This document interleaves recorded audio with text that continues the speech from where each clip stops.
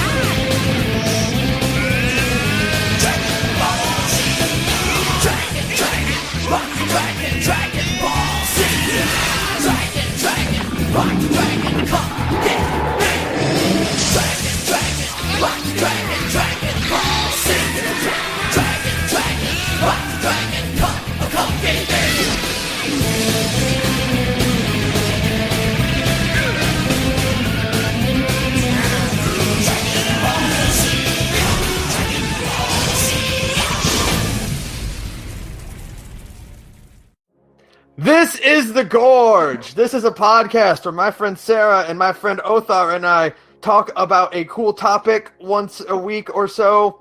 The Gorge is brought to you by coffee. That's ko-fi.com/THEGOR. You can give us a few bucks and that really helps out the podcast. So, Sarah, what are we talking about today? I hope you're proud of yourself, you piece of shit. I hope you are, because I know that this is what you were aiming for when we did this DBZ episode. When we did the first Fighter Z episode 3 months ago, 4 months ago, whatever it was, this was exactly what you were shooting for. Your plan, your shitty, nefarious plan was to go, I'm going to talk really enthusiastically about DBZ and Sara for 2 hours, and then what's going to happen is she's going to be like, maybe DBZ isn't that bad, and she'll go watch it. And then I'll have somebody else to talk about DBZ with, because that's how this friendship has worked for the last 10 years. And God, it's true. No, that's exactly how Sarah and I have functioned as a relationship for 10 years. I know. so bad. We are just trading off things that we personally like. I'm so mad that it worked. What's weird is that we end up being bigger fans than the originator. I know. I'm obsessed. I threw Tails at Sarah, and now Sarah is the Tails person. Yeah. Mm-hmm. And I threw Persona at you. And I've played way more Persona 4 than you have. Yeah, it's true. Yep. Oh my god. And now here we are with fucking... Can't believe. just put 100 hours into fucking Xenoverse 2. This podcast, this year's podcast is just us doing cleanup of all the shit we still need to throw at each other, basically. Oh my god. You're hey Ben, play Chrono Cross, and I'm hey Sarah, play Earthbound. And it's hey Sarah, how about the Dragon Ball Z? How about fuck? Alright. At least you had me to help you out with the Dragon Ball shit. You are a big help. By the way, hey Oates, how are you? Yeah, Oates is here. Podcast. Hi, I'm Oates. Everybody loves me. I'm doing really good. The third strongest yet again. Yep. Because you're the third most featured person on this podcast now. I think so, yeah. You are now officially the third strongest yet again. So congratulations. All right. I'm the number 3 mole. Yep. So yeah, we're talking about Dragon Ball Z. We're talking just kind of general, running our mouths about how cool DBZ is, because I guess that's where I am in my life now. I'm almost 30 years old, and I'm boy, DBZ was pretty cool when we were kids, huh? Remember when we were boy, I wish DBZ was good, and we watched it, we're oh wait, it actually is good. I think it is still kind of good. It's not great. It's DBZ is good with an asterisk next to it, you know? Yeah. The statement is DBZ is good, and then there's a little asterisk next to it, and then it goes, and then at the bottom of the page it says kinda. If you just give yourself over to it. If by good you mean fun, then you're sure. Yes, that's what it is. That came out in the past 10 years. Mm-hmm. Yeah. It's still pretty great, and I hate it. A little bit. So what are we all talking about? So Benjamin, what is the idea for here? Yeah, what our overall goal? Hello? Can you hear us? So today we are going to do kind of like a general breakdown of not just the series, like a little bit of the series, but mostly because Sara and I have been watching some movies. Oh my god. We watched almost every Dragon Ball Z movie, starting from Dead Zone all the way through Resurrection F. Yeah. So we're gonna talk about those. We're gonna talk about Xenoverse 2, which all three of us have put in a truly insufferable amount of hours into. I wouldn't say insufferable. And then there was a lot of time. Yeah, and then we're gonna wrap it up with a fun little discussion at the end of what would be your ideal Dragon Ball game. Right. Okay. Cool. So, so let's get right into it. Right. What do you guys remember of the first Dragon Ball Z movie, which was Dead Zone? Garlic Jr. sucks. Garlic Jr. is not a good villain. Garlic Jr. is the worst villain. I liked the soup colored palette that they used for the Dead Zone itself, and that's about it. That's it. It's really the first three movies are permanently etched into my brain because I think we talked about this last episode, but Toonami would air those three movies over and over. Whenever they ran out of episodes, they would divide the movies into 4 or 5 episodes and just air that. Just constantly. I remember watching Dead Zone and Tree of Might divided into 5 small episodes. Yeah. Oh my god. I remember. Yes. And I was I remember watching Dead Zone and being like, well, wait a minute. They already did the thing where Goku and Piccolo team up. They're friends now. Why are they enemies at the beginning of this now? What's with the dragon? Why does this dragon keep showing up? Is this the dragon of Dragon Ball Z? That's what I thought as a kid. Yeah. What's going on?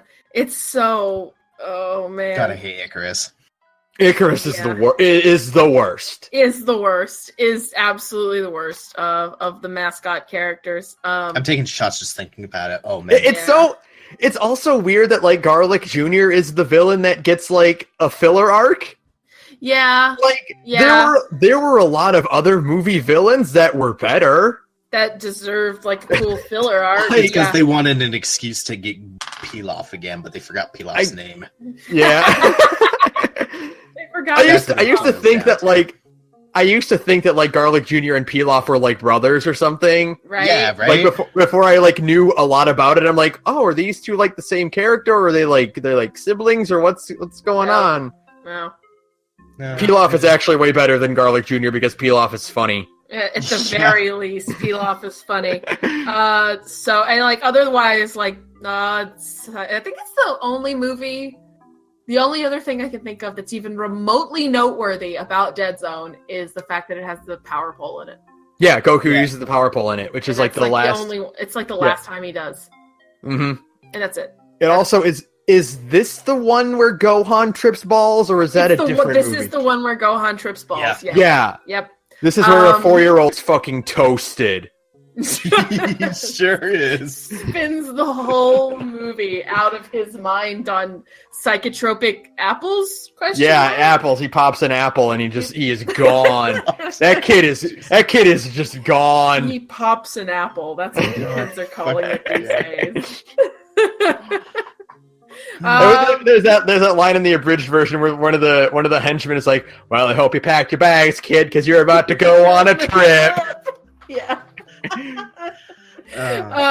So what's next? Because really, I can't think of anything else worth talking about. Next is the World's Strongest, which is actually pretty cool because Roshi gets to do stuff in the World's Strongest. Roshi gets to be a thing in that one. Yeah, that's good.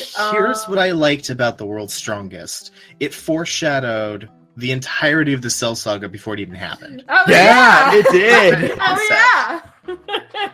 That's really interesting how the movie basically had its own original plot, but it's not original because a couple of years later it actually happens. And I guess that's because I guess by the time the World's Strongest came out, Cell Saga was maybe starting in the manga. That's not a thing I want to research. I don't know because it was still Frieza Saga. No, World's Strong. Yeah, World's Strongest would have, because it aired like when the anime was in like the Saiyan saga. Like, Okay. it's like it, because like the first handful of movies like can't fit into the canon timeline anywhere, Right. because like Goku is around and not injured, but Gohan has been trained by Piccolo, and characters show up who should be dead by now, and so like we don't think about it. The movies have their own timeline. They exist in an alternate reality. We'll cover that later. So I think World's Strongest sort of aired like around the time like Vegeta probably would have like landed. Okay. And so Androids was a twinkle in Toriyama's eye. An idea Toriyama wasn't because even of this movie. Maybe. Wait, was Wheelo like Red Ribbon? Like, did he? No. Or was he just like a weird scientist? I think he was just a weird scientist. He's just okay, a weird but scientist. that you could definitely. I wouldn't put it past Toriyama to go like, I could actually reuse this. I could do something. I with could this. reuse the Red Ribbon too, huh? All right. Oh yeah, I forgot about those guys. Yeah. Oh yeah, I forgot about Launch. Justice for Launch 2K18. Where's my girl? Where's my girl, Toriyama? Where's any of them? I know. Yeah. At least it's Bulma. So what's next? The next one is actually, I think, one of the best ones. Tree of Might was fucking great. Tree of Might has a lot. It's got a lot of going for it. I think the most interesting is the concept of Turles looking exactly like Goku and because the explanation for Saiyans are it. canonically just clones of each other. Yeah, like breeding stock or like eugenics or something. Yeah, it's really interesting. I like that Turles looks like Goku, but he's like explicitly not connected to Goku in any way. Right. Like he's not like Goku's cousin. He's not like Goku's uncle or anything. Like no, he's not Goku's anything in relation except Goku's rank, and it's that specifically, and that's an interesting thing. Yeah, other than that, I don't have much but then they don't even mention it until like literally, I think Xenoverse 2 is when Turles actually says the line like, "Hey, this is just what low class Saiyans look at like," and I'm like, "Oh, that makes more questions." So are they all just like? They're just all clones, right? Like it's probably like a bunch of eugenics and probably like some weird like breeding technology that goes into like, like because they show in Bardock Father of Goku, they show like the Saiyans are like in incubator pods basically. Yeah, that's true. So it's probably got some genetic like manipulation. Be like, okay, well we just need some rank and file soldiers here. That's so interesting.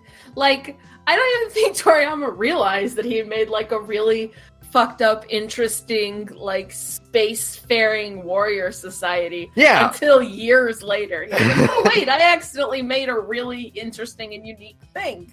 Time to not talk about it and bring up the Universe 6 scenes instead. Yeah. Time to never bring it up ever again. Whoopsie.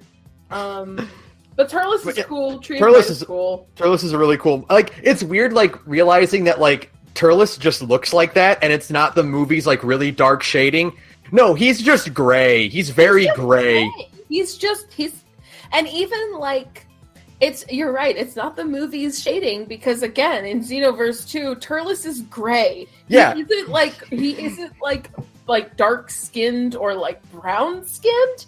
He's gray. It's weird. He's like a dark with elf like the version. teeniest touch of like pink to it too. He's like pink and like and his armor's got that like muted purple to it. And at first you're always like, oh, because the Tree of Might blots out the fucking sun. So yeah, of course he'd look like that. But no, he is just like that. He's just like that. He's like a dark elf version of Goku. It's weird. Yeah, and I do like the little touch that like the spikes on his hair point upward. Yep. To look like devil horns. Yep. But otherwise, again, I don't have a whole lot of enthusiastic stuff to say about. Yeah. Turles. The next one is Lord Slug, which can we talk real quick? Just like switch gears to Xenoverse for just a second, and like talk about the very large elephant in the room regarding Lord Slug. The what now? Yeah. The elephant in the room. The prominent elephant in the room regarding Lord Slug in Xenoverse 2. This thing I complained to you, to both of you, about because it haunts my fucking dreams. At no point in the development of Xenoverse 2 did anybody look at the models for the male torsos in spandex clothes, and nobody at Namco Bandai went, man, it looks like every single male character in tight pants is just sporting a raging hard-on at all times. I don't know. Just like Lord Slug, I'm kind of drawing blanks on what you guys are talking about. Yeah, you're hilarious. Yeah, because Lord Slug is like one of the most boring DBZ movies. Oh. Yeah, I have nothing else to say about Lord Slug as a film. What's funny about Lord Slug is Lord Slug. You know how like most DBZ movies are like they're just kind of like a alternate version of like sagas that happen. You know, yeah, like cool, like like Dead Zone is just a retreading of Raditz with Goku and Piccolo teaming up. Right. Cooler is a retreading of Frieza.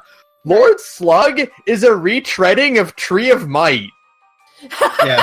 It totally is. It is. Oh my god. It's the same idea, yeah. The same thing of like blocking out like the weather or like the sun and everything. Like, yeah, it's just the same.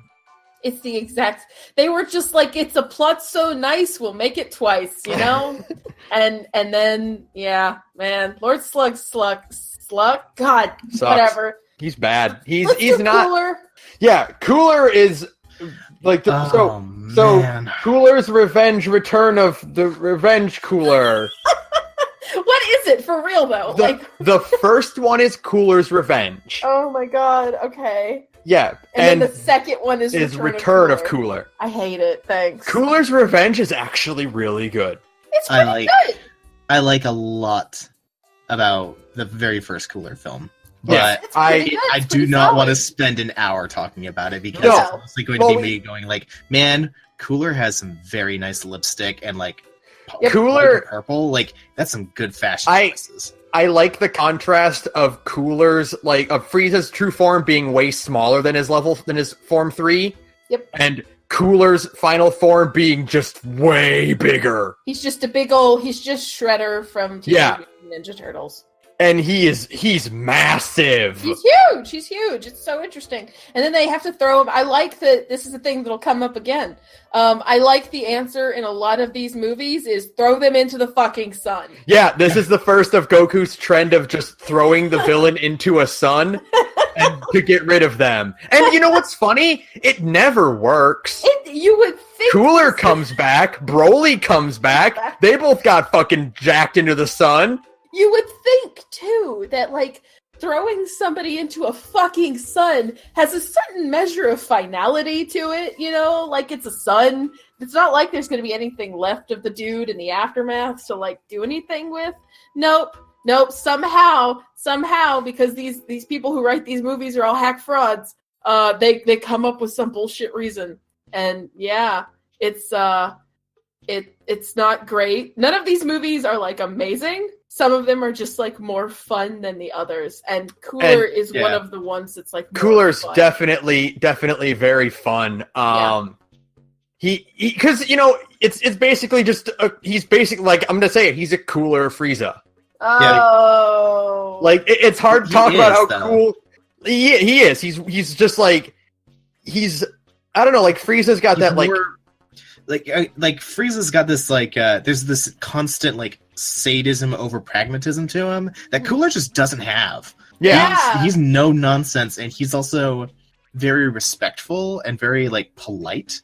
There's this like I don't know how obvious it is in the dub, but at least in the Japanese version, like it's the same voice actor, but they have very different inflections on how they talk to other people. Really? They use with DBZ and its obsession with using the same voice actor in the Japanese version. But it's like I don't know, and there's also the fact that like his Ginyu Force sucks shit compared to the actual Ginyu Force, but that's true. Unlike the actual Ginyu Force, who like jobbed super hard, nonstop, never had a chance, these ones managed to survive long enough to still try and kill Goku. Sauza outlives Cooler to avenge his master, and like none of the Ginyus would have done that. I think that's I actually so for one thing, I hate the armor design for Cooler's Armored Squadron. It's not great. The bright garish purple and green with like the one shoulder pad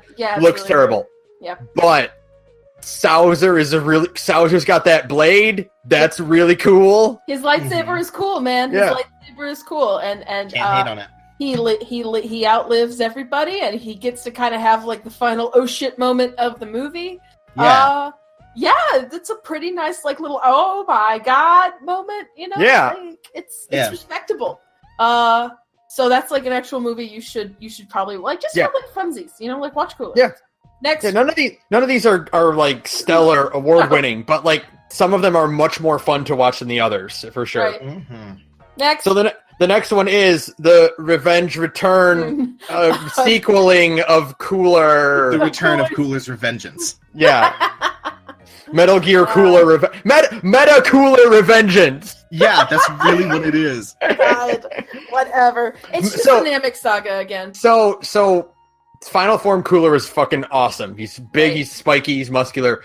Metal Cooler sucks. Metal Cooler sucks. He looks so dumb. He looks worse than the hodgepodge that Metal Frieza was. Because Metal Frieza was at least funny, because like you kind of got the sense that they just like stapled Frieza back together. like you just kind of got the sense that this is like he was a pathetic sad sack. Yeah, it was pathetic. It was supposed to be like a really pathetic kind of last stand. I get like the idea that like the body that Frieza has as Metal Freezer was like his. Like the body they kind of like the prosthetic they gave him until they could build the real prosthetic. Yeah, exactly. This is just a temporary thing. Yeah, and they were like they had plans to upgrade him to a real body. And then he got tragically chopped up and turned into dust. Whoops. But he's like, no, I need to kill Goku now. Right now. And then Metal Cooler is just like boring. He's blue. Yeah, he's just all blue and he's got the problem I hate.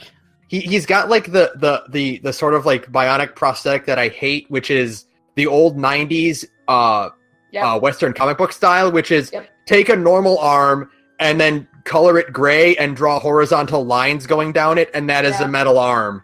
It's chrome. See, it's fine. Yeah. It's like what's his face, like Colossus in X-Men.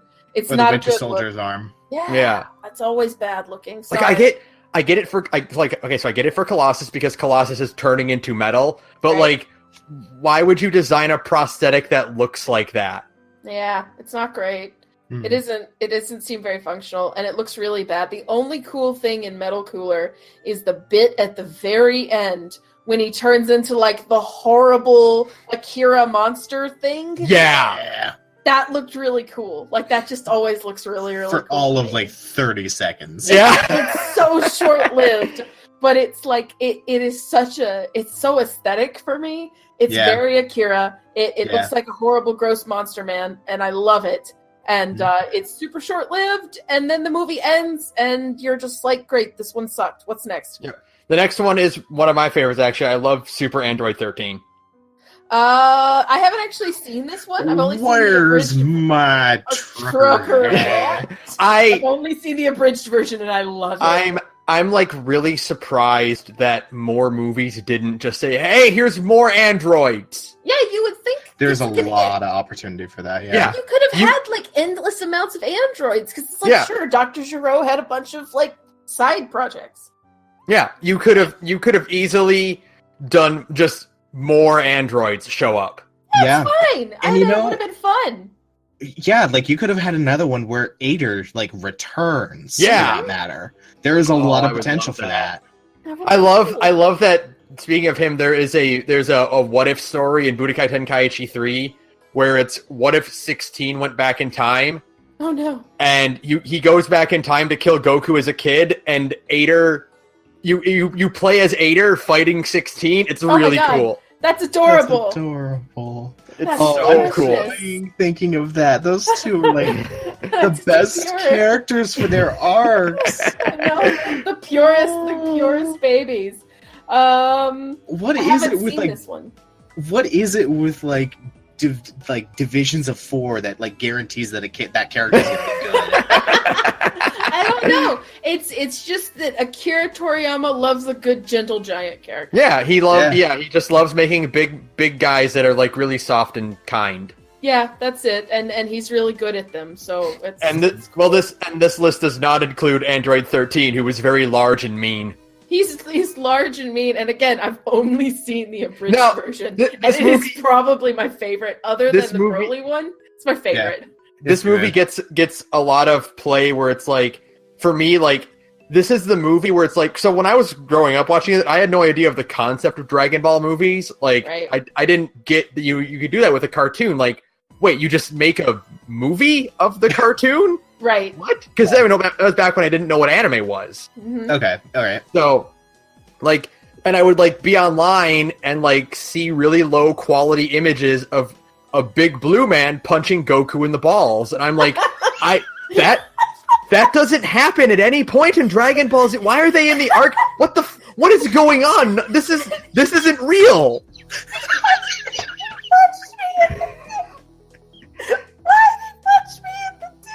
That GIF was everywhere in the early internet, because it's so, there's no like disguising what 13 did. He actually like it's Goku in the dick. It's not like it's like, oh haha, the angle is weird for this gut punch. It looks like he's punching Goku in the dick. Ha ha ha ha. No, he grabs Goku by the leg, lifts him up, and just uppercuts him in the Dragon Balls.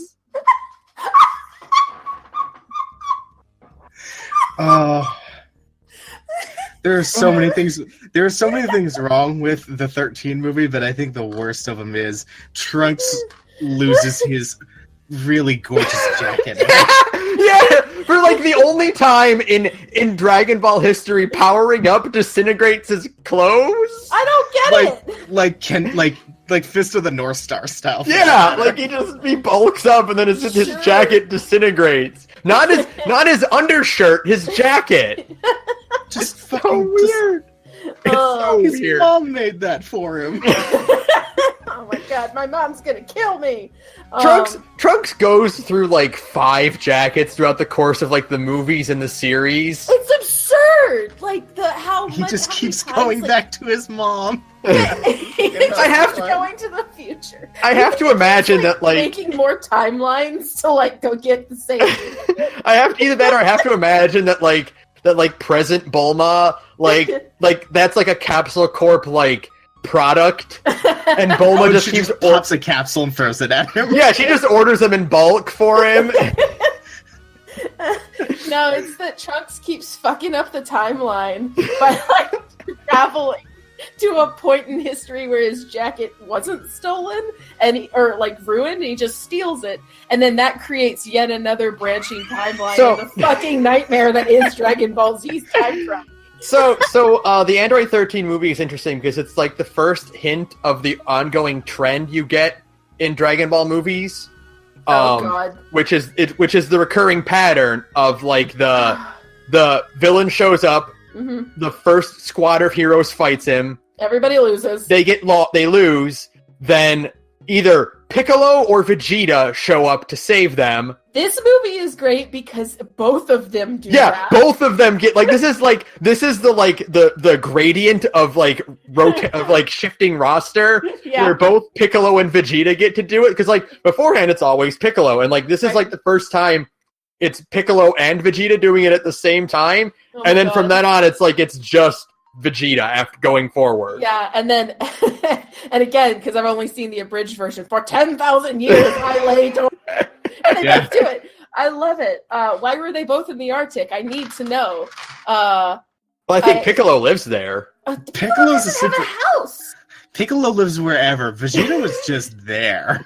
Sure. I think he was just like he was either like tsundere mode, like just keeping an eye on Trunks, or he just wanted to one-up Goku. There's no other explanation. There's no other explanation. I don't know. These movies, man, things I've learned by watching so many fucking DBZ movies in the last few months. that like sometimes in Dragon Ball movies things just kind of happen. Yeah, just roll with it. Just go with it. There's no time for questions. Like Vegeta just has to be there so that Vegeta can get beasted later. Yeah, so that he can job. Yeah, and so he can give his energy to Goku at the end. Are we about to talk about Broly? Well, I guess, like, yeah, I don't have anything more to say besides Super 13, besides, like, his transformation is, like... The worst? really awful. It's just this bright, garish blue, and, it's bad. This weird, early Vegito hair that he gets. Vegeta, he stole your due! Don't kill him! And, you know, we're not going to talk about the racism. Yeah, let's... 14 and 15 are, uncomfortable. Yeah, you know, you thought that, like, it was all back in DB, you know, like, because of the whole fucking... There's a character, literally, who's the black guy named General Black, because Toriyama is a hack fraud. But then, so then you get to DBZ, and you're like, oh, this hasn't been too uncomfortable. And then... That happens. And then 14 and 15 show up and you're like, oh, right. Oh. I guess it has been that uncomfortable because Mr. Popo has been here the whole time, but... Yeah. Okay, so it never went away. It's just... It's true. But speaking of garish blue, Nickelodeon's attempt to fix Popo did not work. Oh, God. That is the most, like... The most uncomfortable, like, censorship I've ever seen in anything ever. It's not great either. But okay. We gotta move on because I don't. This fucking. We have to talk about it. We have to confront Broly. We have to do it. Broly is the biggest piece of shit movie I've ever seen in my entire goddamn life. The first Broly is It's. Oh God. But Broly 1 and 2 are both bad for different reasons. Totally different reasons, but they're both so fucking awesome. There's so much wrong with Broly 1. For instance, who fucking edited this movie? Yeah, well, who? It's all over the place. Who fucking wrote? Like, what is this script? There are 4 different plots going on at the same time. There's 4 different plots. 2 of them. And there's no tone. Like, the tone is all the tone. It'll just there's points where it'll just randomly cut to like Roshi just farting around the planet. Like, why? Why? And then random laugh cuts for Goku. Goku's like getting his spine busted in a fucking Mortal Kombat X X-ray move, and then it cuts to like Roshi like drunkenly stumbling around. Like, what?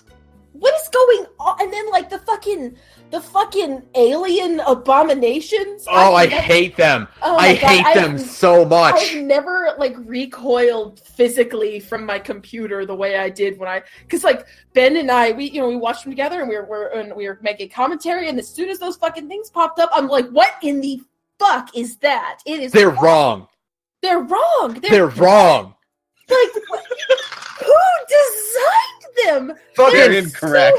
So fucking Akira Toriyama, the fucking master of drawing little goblin gremlin guys. Like, whatever you say about him, Garlic Jr. has a great design. Sure. Like, you know, him and Pilaf have fucking stellar little imp designs. The Cybermen look great. Yeah, and then you get... Oh my god. You get these... The movie is so, like... It's so bad. There was a point in this movie where I was like, we have to turn this off. Fucking every time it cuts to Goku, like, doing this weird, like, dazed laughing, like, while Broly is giving him brain damage. I don't... Broly is, like, about to tear Gohan's arms off. And, I don't understand. Just kind of, like, goofing off. I don't understand why they decided to make Goku fucking punch drunk for, like, 30% of this movie. Like, what is this? And then, like, the fucking everything with Vegeta in this fucking movie. Oh, Vegeta being the biggest baby of all time. The biggest, whiniest fucking bitch of all time in this movie. And it's like, I know he's a giant goddamn man-child in canon, but like, what? Not like this. Not like this. oh, Broly's so strong. Oh no, Broly's gonna beat it. Hey, Vegeta, give me your power so that I can beat Broly. No, I don't wanna. die. No, I don't wanna. I'd be the strongest. He goes from like being terrified of Broly to like trying to be like his confident, arrogant, like, no, I must be the one to kill Broly. Like, fuck off. Fuck you. Who wrote this fucking piece of shit? I want to know. I want to find. It's the same writer for every other movie, which is why it's so surprising that Broly sucks so much. Why? Because I mean, like the other movies are either bad, serviceable, or fun. But what the fuck is going on in this movie? Like I said before, it's like the big issue is that there's just way too many plots going on. And streamlined it. It would have been really good. So what was Paragus' plan? A very convoluted way to get back at Vegeta by him on a planet. By the end of the day, what did Paragus want? To kill Vegeta? But Vegeta was already dead because he wanted to kill King Vegeta. Right. Yeah, his plan didn't work. There's nothing there. What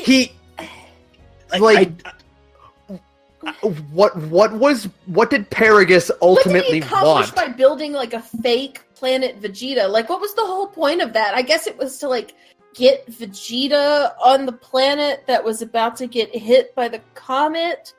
But it's too convoluted. I hate it so much. I forgot there was a comet. There was a comet. It's what kind of kills Broly at the end because Broly is so fucking whatever that it's not actually Goku that kills him. It's like the fucking comet crashing onto the planet that does it in. Like, okay, so Paragus wants Vegeta to die by comet. Yes. So he takes Vegeta to the planet, and he's like, "This is my son Broly," and Paragus is using Broly to like. No, Broly is just there. He's not using Broly for anything. But he builds the control crown for Broly so that he can control Broly to like destroy Vegeta things. Yeah, like that's the point. That's the whole crazy thing. He's got like the strongest Saiyan ever under his control, but he doesn't want to use. He wants Vegeta dead, and he has a son that can fucking obliterate galaxies. And he's like, "No, invincible son, I must kill Vegeta." By comet. So it's not even him. He doesn't want Broly to rampage and reveal the plot to kill Vegeta, but if Broly rampages, he'll likely kill Vegeta. Right. It's so bad. I had this conversation with Sara like a couple of weeks back. The first Broly movie could have been fixed if you made it like movie 6 from One Piece. It's where like a weird nightmare than something. Yeah. You could have fixed it by making it either about Paragus, who is this conniving, plotting Saiyan who has this plan to get Vegeta killed by Comet and has to spend the movie like trying to keep up the illusion. Yeah. Or a movie about Broly, who is this hulking, sadistic brute that just wants to destroy everything, and the guys have to stop him because he's gonna fucking wipe out planets. Except the thing is, you can't make it a movie just about Broly doing that because they did that and it sucked. It's true. Let's say very true. One. No, because there's one in between. There's one between, which is one of my favorites. BoJack Unbound, which actually I really like. Jack.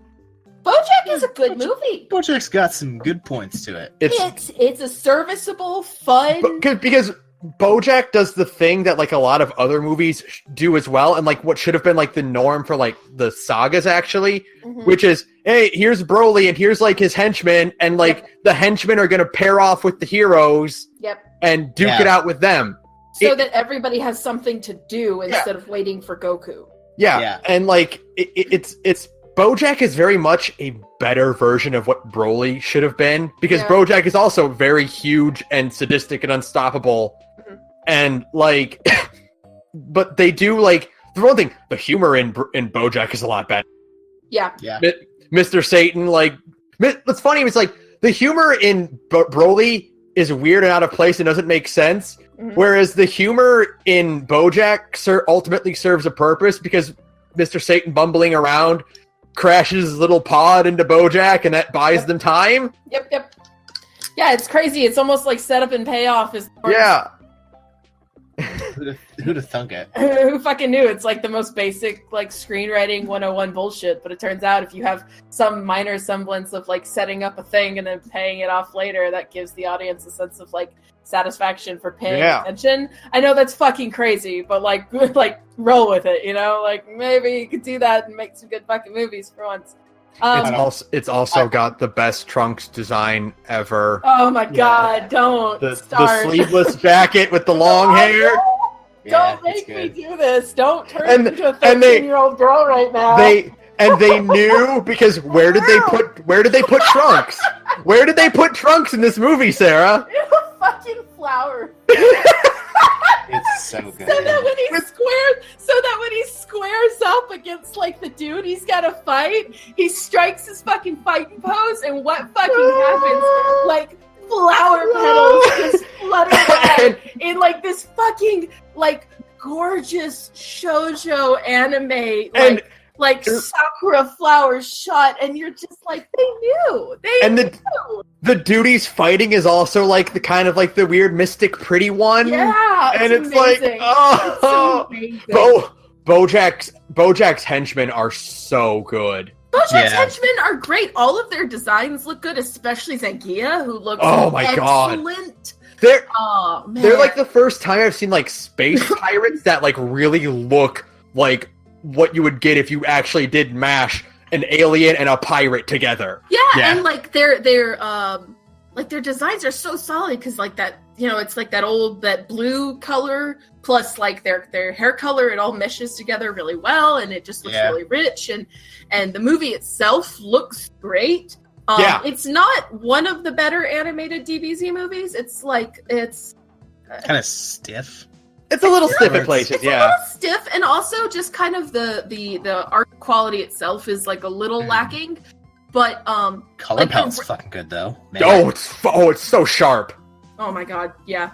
Also, it has my favorite Gohan costume ever. Oh my god, the Gohan design in this movie is so solid. Teen Gohan in the Turtle Hermit Gi is stellar. Oh my god, he looks so sharp. It is. It's just a really good ass design, and like all of the designs in this are really solid. The whole movie is just like, it's fun. It kind of stays moving. You don't ever get like the sense of, in like Broly and Broly and Broly 2. You get that whole sense of like, oh my god, just like nobody can seem to get a win. You know, like that's how all these movies kind of work. And after a while, you just roll your eyes because it's like, get on with it. And so nobody can really seem to get a win. But in this, there's like a good back and forth. Like the Bojack and his crew have like interesting abilities. They're all really like hyper competent. And so it has like a really nice kind of push and pull the whole movie. And you know, of course, like they're dropped off of these fucking cool locales to have their battles in. Like, it's great. Yeah, so everything stays visually interesting, and it kind of has a trigger ass town. Yeah. Oh, it's so good. So good. Also, we got to talk about it, man. Fucking Gohan kicks a dude in half. He kicks and punches two separate people in half. It's so cool. It is so cool. Holy shit! It's intense. Don't fuck with Gohan. Don't fuck with Gohan. And Gohan's got some issues, my man. They do that fucking like the time freeze and like the color palette does a fucking JoJo shift, and it's like, what the fuck? He cut that dude in half! It looks so good, and it's just, Bojack's great. Bojack is what you want mostly out of a DBZ. If there had been like a little... Fuck, I just lost something off my desk. If it had like the slightest sliver of more plot or like character interaction, it would have been perfect. But you know what? It's easily in the top 5. It's a good spectacle. It is. It's a good spectacle. Absolutely. And then there's... So let's shift gears to the other just fucking terrible movie, Broly 2. So you know what I like about Broly 2? How the first like 15 minutes don't matter at all. Yeah. The whole thing with like the village and like the is meaningless. Yeah, it kind of sucks. It adds nothing. Yeah, it kind of sucks. Just padding. Like, so we're doing right now. I hate this movie. You know, we didn't talk about it in the first one, but like the first Broly movie, to its credit, Broly had some chilling ass lines. Yeah, he's got the whole "Do you love your son, Kakarot?" Yeah, Yeah, like, it's good. Standing there and like taunting in this like really not Frieza sadistic, but this just cruel.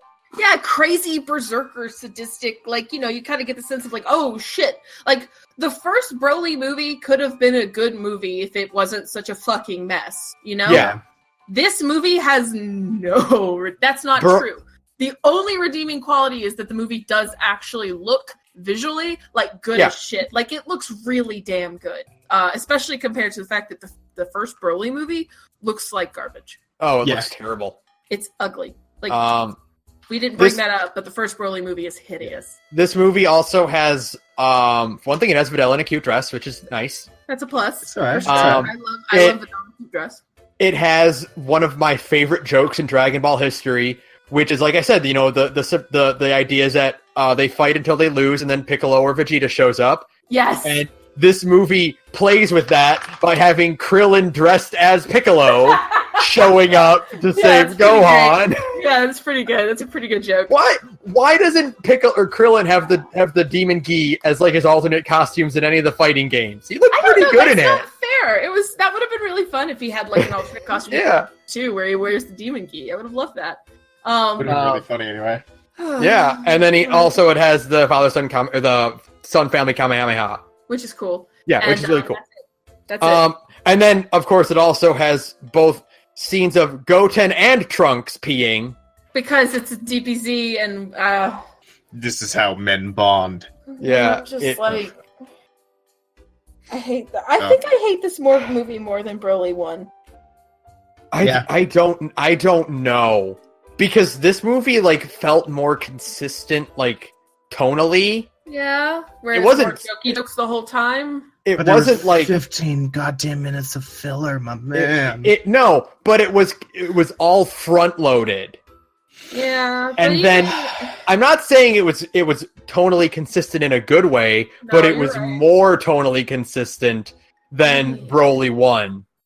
I don't know which one I hate more. I think it depends on the day you ask me, but right now where I'm sitting, I hate Broly 2. I mean, I really hate Broly 2.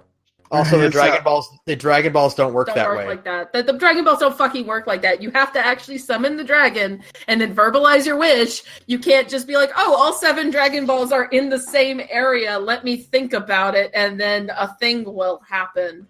What? Here's my issue. You can fix Broly 1. I don't think there's anything you can do conceptually to fix Broly 2.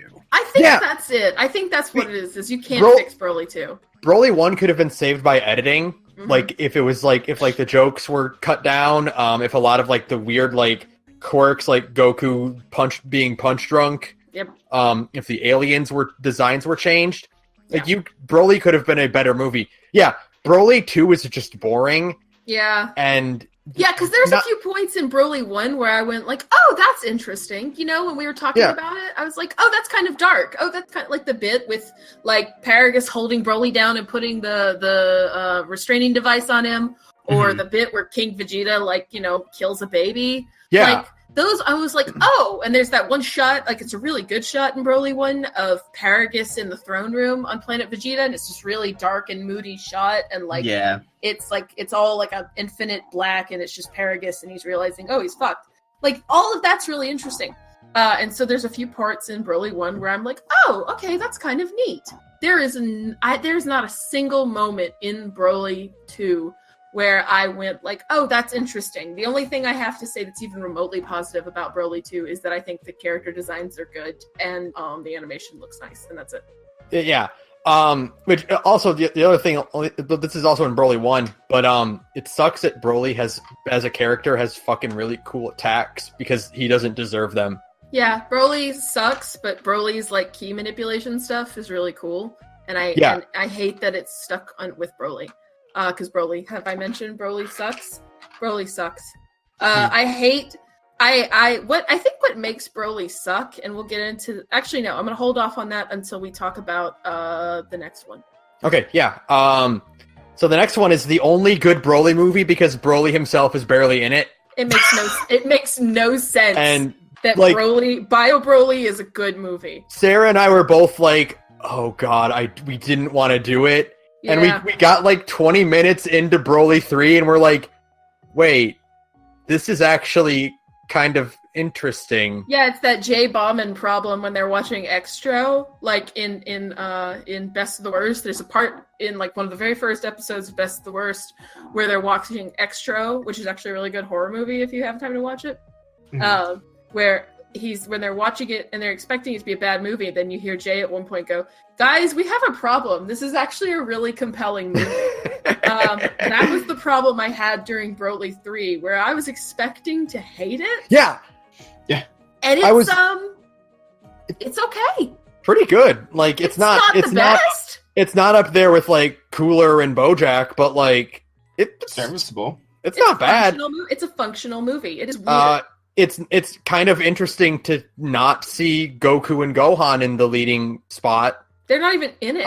Yeah, Goku's only in it for like the last 15 seconds, and I bet that's like, yeah, I bet that's like contractual. Like you have to have Goku in it. Goku has to be in this movie. Yeah, it's the only movie where Gohan is not present at all, and that's kind of like that's interesting. It's actually it's kind of funny because like neither are like Vegeta or Piccolo or like any of the other mainstays, It's weird because the main characters are 18, Trunks and Goten, and then like Krillin shows up. Yeah. And like Krillin actually kind of gets to do something, which never happens. Yeah. And like it's not great. I mean, like I'm not saying that because I mentioned this like in the chat that I'm in. I was like, oh, Bio Broly is actually pretty decent, and everybody went, what? And I was like, listen, no, it's not great. It's not even like super good. But Bio Broly it's a B movie. It's a B monster movie with DBZ characters. Bio Broly's design he looks like a fucking Resident Evil villain, and I mean that in the best way. He looks like a combination of Nemesis and the zombies from Return of the Living Dead, which if you've never seen is another good B horror movie. Because he's big and bulky, and he's got like a glowing heart center like Nemesis, but his skin is like melting off of him like the zombies in Return of the Living Dead. And he's got like a really creepy face because it's just two round eyes and then a mouth and like some hair spikes and sludge. And it's actually a pretty effective monster design.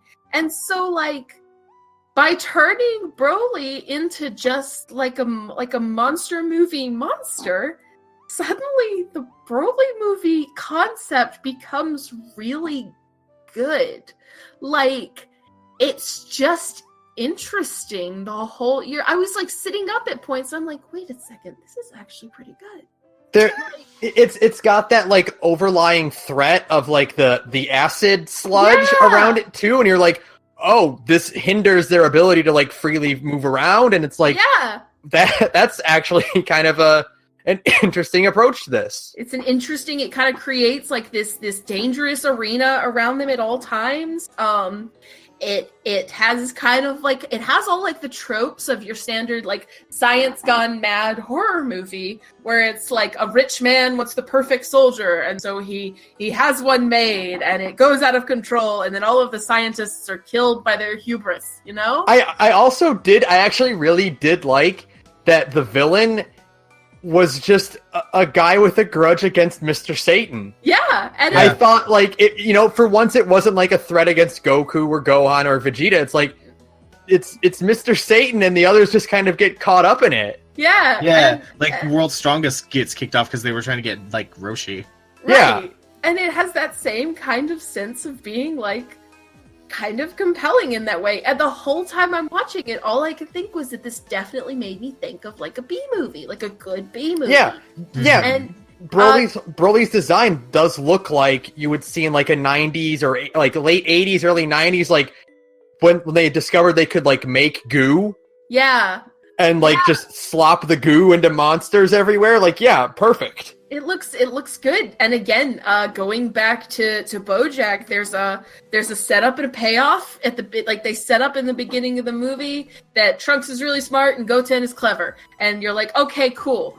And then that setup pays off down the line where like those two things are like, oh, well, the kid realizes one thing and the other kid realizes another.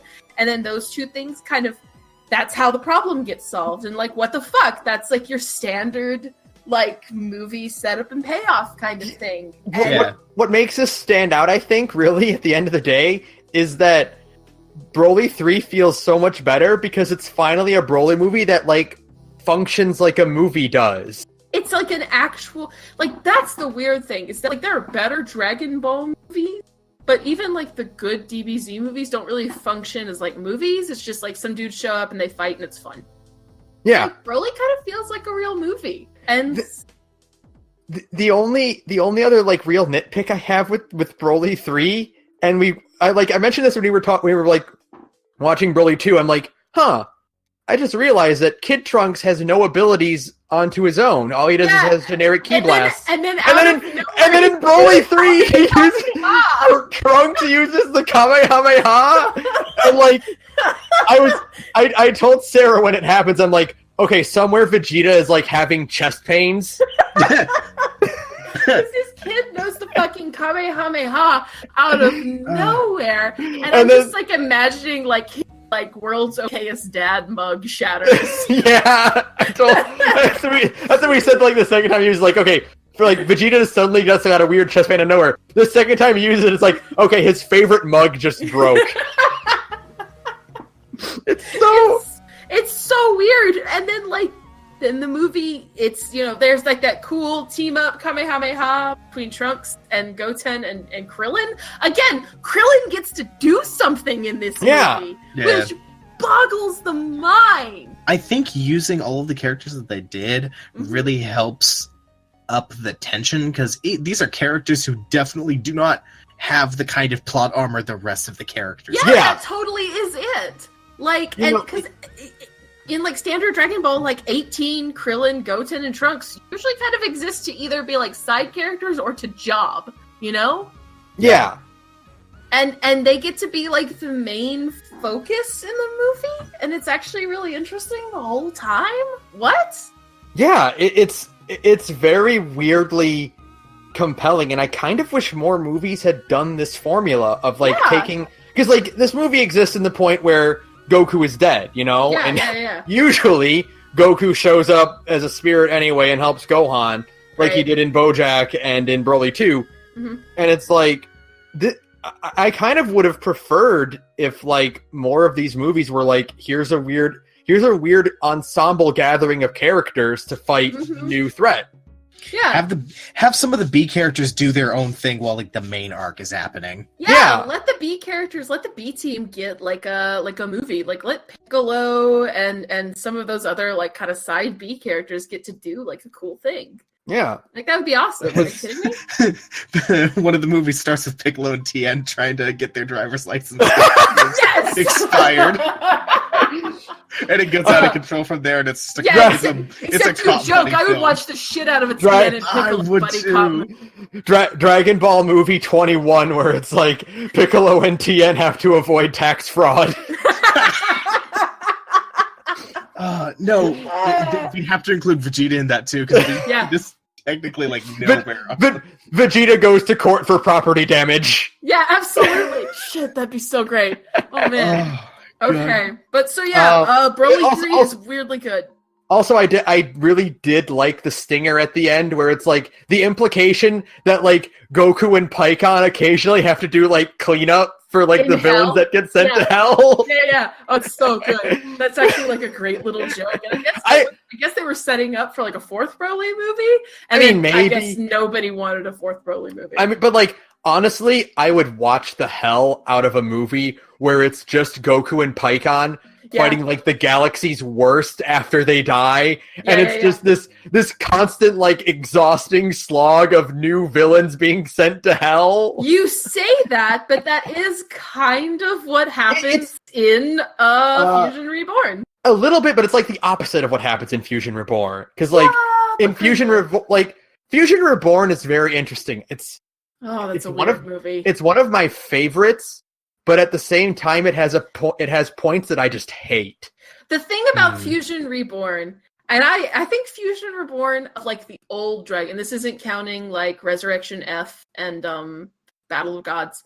But like of all the old Dragon Ball movies, Fusion Reborn is either the second or third best one, depending on how I'm feeling about like Wrath of the Dragon and BoJack. But it has no plot at all. No, it doesn't.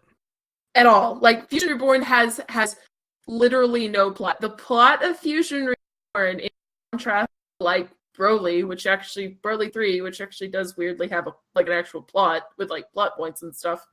The plot of Fusion Reborn is a big monster shows up, Goku and Vegeta have to fight him, Hitler is there, question mark, the end. That's it. That's the whole movie. And I got nothing. I got nothing. There's like a thing to talk about for every movie. That one's just like Fusion Reborn looked pretty. Fusion Reborn is beautiful. There's a bunch of bullet points there that are like me trying to come up with more, and there's nothing. I got nothing. Final Form Janemba has really cool, like more magical attacks and like the standard key attacks. His design is very reminiscent of Cell in a very good way. Mm-hmm. I liked the heavy outline designs that were happening during the Goten and Trunks shenanigans. But the Goten and Trunks shenanigans sucked, yeah. There were way too many. It's the same problem that Broly 1 had, where they would randomly cut to Gotenks fighting Hitler at very inappropriate times during the very serious fight between Goku and Vegeta and Janemba. Yeah, it's such a pace breaker. It just shatters any of the momentum in the movie. And like, I mean, like so the poster for Fusion Reborn is the most misleading goddamn poster. Yes, yeah, it absolutely. Oh my god! You actually think there's gonna be shit going on in there? Yeah, because the poster is just like it's a fucking montage of like every villain. Including, like, BoJack. Like, including the movie villains. You're like, BoJack and Turtle are back. Like, fucking Frieza is back. And so you're thinking, like, oh, this is going to be cool. It's going to be, like, the good guys on Earth fighting all the resurrected villains. So, like, Cell and Frieza and BoJack and Turles and all that stuff. So you're going to get, like, some cool shots of, like, Piccolo fighting dudes. Like, you're expecting that. It's gonna be Cooler's Revengeance 3. Yeah. You're thinking like this is gonna be cool. It's gonna be like Goku in hell fighting cool demon monster thing, and the good guys who are still alive fighting the resurrected bad guys. That is not what we got. That's not what happened. At all. It's one quick shot of Goku gut punching Frieza into dust, or Gohan punching Frieza into dust, and then the rest is Gotenks versus Hitler. And then Gogeta versus Janemba, and that's it. Which sucks because for one thing, Gogeta looks way cooler than Vegito. Yeah, fight me. Don't at me on Twitter. Gogeta is cooler. Gogeta looks way, way, way cooler than Vegito. Yep. And I wish on my mood. I'm gonna be real. My biggest problem with Vegito is I hate his outfit. It's not great. I hate the gloves and the gi. I think it looks awful. Yeah, it's not good. I really wish that when they had fused in Super, like it had incorporated, because like in Boo, Vegeta was wearing his bad like just training outfit. Mm-hmm. Yeah. I wish that when they had fused in Super, like it had incorporated his armor into it, because that would have been way cooler. But instead, Vegito just looks bad. And really bad. Gogeta, I like that Gogeta is like half and half Goku and Vegeta. Yeah. Like if you cut his portrait in half, like you can see both of them on either side. Yeah, it's really cool. Yeah. Yeah, no, that's true. And go ahead. The place they fight in, like that area of hell, looks really amazing, cool. And I'm so glad it's beautiful. I'm so glad that's a level in Xenoverse 2 because oh god, it looks so cool. It's so cool. There's bubbles around. Yeah, there's weird, like, candy bubble things around, and, I mean, like, that was the thing I was watching Fusion Reborn, is that this movie is beautiful. I mean, like, it is straight up, like, maybe the prettiest Dragon Ball movie, other than the Dragon. And even then, I think this one's prettier than Wrath of the Dragon because of all of the cool effects that are going on. Like, for one, like you said, the heavy black outlines in the Goten sequences. There's the really cool, the way Janemba teleports, where he turns into the little squares that are multicolored. Yeah. And I just think that is such a unique magic effect. Gogeta's final attack with the cool sparkles looks incredible. I'm so glad that's a move in Xenoverse too. It looks so good. It's so beautiful. I really wish the fusion pack for fighters would have been Gogeta and Janemba instead of Zamasu and Vegito Blue. I like Fuse Zamasu, but I really think it's a shame that there's no rumor about Janemba getting added to fighters because Janemba looks cool, and that would have been a nice visual addition to the roster. Because right now it's just a bunch of Gokus. So too many Gokus.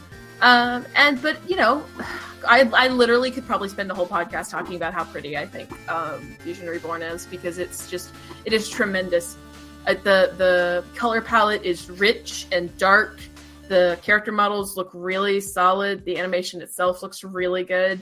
It is beautiful, and that beauty carries over into Wrath of the Dragon, which oh my god, it is such so a lot of these movies, you know, are like for the most part they're like an hour long, you know. Yeah. I think in Japan they probably did like double features or like showed like an OVA beforehand or something in theaters. Double features, yeah. Yeah. Wrath of the Dragon could have been like 45 minutes longer, and I would not have complained one bit. Honestly, the problem with Wrath of the Dragon is short, because what happens is that you have to have, like, the thing that kind of holds Wrath of the Dragon back is that they have to do a big exposition dump in the dead middle of the movie, which completely destroys the pacing. Yeah. Like, Taebyun is just kind of like, here, let me tell you my entire backstory for no reason. Let me tell you the tales of my people. Yeah! Thousands of years ago, in the future. Yes. And it's so, and it just kills the pacing. It does. Of the movie. Mm-hmm. The movie just slows down, and you're just, oh no. And then they kind of have, like, because they have to do like 15 minutes of exposition for Taebyun, they have to cram the actual fight into the very end. And and because it's just like they didn't have anybody else to set up as a villain, it's just the Z Fighters versus like one big dude, and like I like the concept of everybody fighting a big old monster, but because you have to contractually let Goku handle things, the movie really suffers because it was kind of setting up things to go differently, and he just kind of shows up out of nowhere and wins. It's weird because like I didn't watch this movie until like very recently, you know, with you, and but I knew what Taebyun was all about. Like, I knew who Taebyun was as a character. I played, you know, Budokai Tenkaichi 3 and, like, you know, all those games where Taebyun's in there. And it's like, Taebyun doesn't do much. He doesn't really get a chance to do anything, and you were really hoping, I thought, like, oh, this is going to end in some cool, like, Kid Trunks and Taebyun killing this big monster thing. Because that's kind of what the movie's been building toward by, like, establishing, like, this, like, you know... Here, Goku, steal the kill! Yep. Yeah, you know, and it's not what happens at all. And instead you get like one really traumatizing moment where like you have, hey little kid, will you murder me? Yeah. And it's like, oh no, I didn't sign up for this in the Dragon Ball.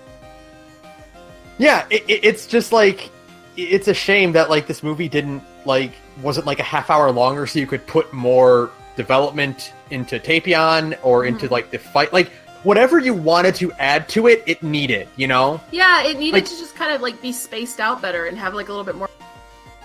If you wanted to add more fight, if you wanted to add more backstory, if you wanted to add more of, like, Taebyun and Trunks, like, hanging out, like, it needed that. Yeah. It needed just a little bit more kind of established... It just needed more, really, of everything. It needed character establishment, because it was kind of clearly going for more, like, of a character-focused Dragon Ball movie. By having it be more exclusively about, like, Taebyun and Kid Trunks. And so you think, like, oh, that's cool, because, you know, like, sometimes that's what you need. You need, like, a good... Before we started recording, we were talking about how Guardians of the Galaxy 2 is a better movie because it's character-focused instead of action-focused. Yeah. And so you thought, like, oh, that's kind of what they're going for here in Wrath of the Dragon. It's character focused instead of action focused. But then, like, they kind of were like, oh shit, we're still making a Dragon Ball movie. We can't make it be too character focused. And so, like, all of these interactions you were kind of hoping for, like, where the fuck was Vegeta? You were kind of, like, hoping, like, oh, it's, like, post-Boo, so Vegeta's, like, kind of an okay dad. And so, like, maybe there would be, like, an interaction between him and Tapion. That doesn't happen. Vegeta literally shows up at the end of the movie and then jobs and is out of the movie. I did like that bit where Vegeta has to save the building. Yeah, I like that. Like, it was save the people. It was a good good finality to like Vegeta as a character, you know? Yeah. And you were thinking, and like that's the problem is that like again they were kind of aiming for like a character movie, but then they kind of didn't have a chance because of the amount of time they were given to make it a true character-driven movie. And so by the end of it, it just kind of it falls short and is held up mostly by the strength of holy shit, this movie looks so good. It looks amazing. So here's what I gotta say: the very final end, that fucking gorgeous looking dragon fist thing, that gets reused as an attack, like as a finisher for Goku. From like this point onwards, whenever he needs to kill a boss, and it carries into GT. So like this is pulled out of the movies and into like the main canon at the time, which sort of gives the idea that like Goku had finally like moved away from his like mentors and started creating his own martial arts like abilities. He finally has his own like moves, right? Because he's always stealing. It's that joke in a bridge that all of Goku's techniques are stolen. Because they are. Yeah. And, like, he finally has his own style, and of course it's, like, Dragon Fist. That rules. It's cool. We really only see that in the movies, which sucks. Yeah. It sucks, because it's a really cool attack. Because it's the movies in GT. Yeah, unfortunately. And the movie, I mean, like, man, I know I don't want to spend, because this is an audio podcast, so I can't, like, show examples, but this movie is gorgeous. Please watch it at some point. Yeah. It's one of my favorite films because Tapion is adorable. I mean, Tapion, I love that. Good old Tapioca. Oh, God.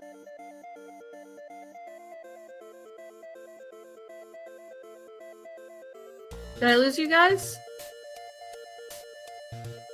Shit. No, I'm here. Ben? I think we lost Ben. Okay. I definitely lost. I definitely lost everybody. Yeah, that was weird. We had like a hiccup. Maybe he'll. There we go. Sorry. Hi. What happened? You're all good. My mic slipped out of its port. Okay. Oh, okay. Okay. Cool. Yeah. So cool. I didn't lose anything you said. I just dropped out for a bit, so it's fine. Okay. I hiccuped at the same time, so I think we're good. Okay. Yeah. But yeah, the movie is gorgeous. I want to like make a post on Tumblr or Twitter where I like go crazy about the visuals of Wrath of the Dragon because they are the colors are so rich. The character models look so good. The animation quality itself is really, really nice. Everything just looks natural and just the designs themselves look great. I mean, I really could go on forever. The whole time we're watching this movie, all I was saying to Ben constantly was like, this is beautiful. It's spectacular. It is so beautiful. It is the pinnacle of good ass 90s cell animation, you know? Yeah, for sure. Like it looks so damn pretty the whole time. And I really wish it had been given the chance to be feature length, like true feature length movie, 90 to 120 minutes. Probably 120 is kind of pushing it because that's 2 hours, but a 90-minute movie. It needed an extra half hour. Absolutely. It needed an extra half hour to really give it a chance to kind of breathe and to be kind of what it wanted to be and have more fights. Like the dude, like the evil wizard dude, whatever the fuck his name is, he should have been like an actual like fighty villain instead of a guy who gets stepped on. And like stuff like that. You know, you could have really given this movie kind of a chance to like really, really good. And instead, it's still good. It's one of the better Dragon Ball movies, maybe of the old ones, maybe my favorite one. It's kind of good that the problem this movie has is that there isn't enough of it. Yeah, that's exactly what it is. It's just too compressed, and that's the only like real downside to it. And that's really its biggest problem. So I think it's probably my favorite, just by virtue of looking as good as it does and having a lot of interesting concepts and trying to do something different. And just not really having the chance to do everything it wanted to do. Most of it. Yeah, just does most of it. So yeah, it's pretty stellar. You should absolutely watch Wrath of the Dragon, if only to take in its incredible visuals. And watch for that post on Twitter eventually. Yeah. So the next would be the 2 OVAs. Okay. So History of Trunks and Bardock, Father of Goku. Yep. Okay. Which are, both of them are like the best. Some of the best content for Dragon Ball. Period. Yeah. Without a doubt. History of Trunks is probably my favorite of the long Z thing. It is just really, really damn good. Like, it should be noted that out of all of the things that got abridged, the History of Trunks is the only one that did not do much to change the tone. No, yeah, it has no joke. It has it was still very dark. It's super dark the whole time. It has a couple little jokey jokes but they're all front loaded. All of the jokes are kind of at the very beginning of the movie. you know? And then it does a lot of really heavy shit at the end, and you're just kind of like, whoa, okay. I wasn't expecting to be this sad in my fucking Dragon Ball Abridged thing, but you can't really make History of Trunks funny. You really can't. It's some of the darkest, because everyone's dead. Because everyone's dead, and the thing is that it does kind of one of the most traumatizing things you can do to a young Dragon Ball Z fan, and kills Gohan on screen. Yeah. The best Gohan, for that matter. The best Gohan. Oh, I love Future Gohan. He Future Gohan is the coolest fucking guy. There was no Gohan better. I like regular-ass Gohan, a lot, but Future Gohan is the coolest guy. His gi looks so cool! It's so cool, and the whole, the one-arm thing, and he's still fighting dudes, and he's got the cool facial scar after the theme park set piece. And he's got, a cool personality, and he just seems like the cool fucking guy. And it's Gohan! It's the guy, Gohan has been, in up to this point in Dragon Ball Z, Gohan doesn't really, he gets one really traumatic thing, and it's when he gets his neck broken by Raccoon, right? Right. Which is pretty fucking traumatic. But otherwise, Gohan doesn't really get, the degree of almost killed that, the adult characters get, because he's a kid character, right? So we've really, attached ourselves to Gohan. Because he's kind of, not exactly the audience surrogate. That's really more Krillin. But Gohan is the character whose progression we follow the most from the beginning of Z to the end of Z. Or until the end of Cell Saga. And then we don't talk about the saga. But... So then you have this character who you've kind of imprinted on because he's been growing with you as you watch DBZ, and then History of Trunks happens, and they kill him, and it's really traumatic, and it's a really, bad death, because he gets, ganged up on, and then he's left... And he dies in a puddle! He's left face down in a puddle, and it's really, it's incredibly dark. And that whole sequence, though, of Trunks finding him... That I'm going to talk about animation again, and I'm really sorry because it's a podcast. That lighting is so good. There's a bit in Super where they tried to reanimate it, and I was like, don't touch it. Don't touch it. Don't touch it. Don't touch it because they fucked up the lighting. They fucked up the color palette. It looks really bad, because most of Super. Sorry.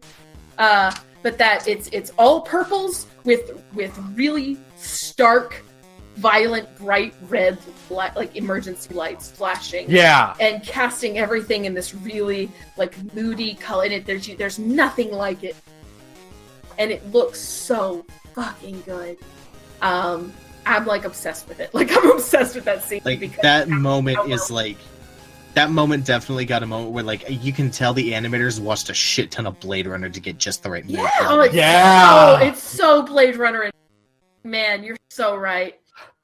It's very interesting. History of Trunks is it's one of the best works ever, but it's one that I don't like to think about because it's so sad. Because it's so depressing and so really depressing. overbearing. It is really, really... And now, mind you, there's still some weird, like, that Dragon Ball tone sometimes, where it's like these androids are killing everybody, but also we're at a theme park! It's... Because, like, it's interesting because, like, in the manga, like, Trunks is like, yeah, we live underground in bunkers now. Yeah. And it's like... And he's already a Super Saiyan, which is weird, but... Yeah. You know. But it's like...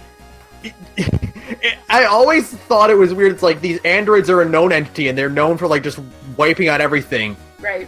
Why would you have a theme park? Yeah, they mentioned that there's, like, the army is standing by, nearby, like, it's one of the only towns that's, like, guarded by the army. Like, they mentioned that kind of explicitly. But at the same time, why like, the theme park? But why a theme park? And like, and the army hasn't been able to do anything for the last like 16 years. Why? You know? Why a theme park? And why aren't the androids' faces plastered on every available surface so that you don't get some? So that you don't get some like minimum wage chump like some disrespecting them. Yeah. 6-piece chicken McNugget. Exactly. Like some idiot who's like, ma'am, you can't skip to the front of the line. Yes, she can. You let her skip to the front of the line. Yeah. And you get everybody to fucking evacuate. Like ASAP, okay? Like their faces should be everywhere. Every living soul should know what the androids look like. Yes! So they know to give the androids whatever they want. And then pray in hope that makes them happy. Like, it's not great. God, I love 17 and 18. But 17 and 18 in this special are so good. There is something very specifically like the future of Trunks and like the 5-second cameo that they have in Android 13, where they're animated in such a way that makes them very uncanny. Well, like you can see the other characters kind of move and breathe, and 17 and 18 are still and lifeless.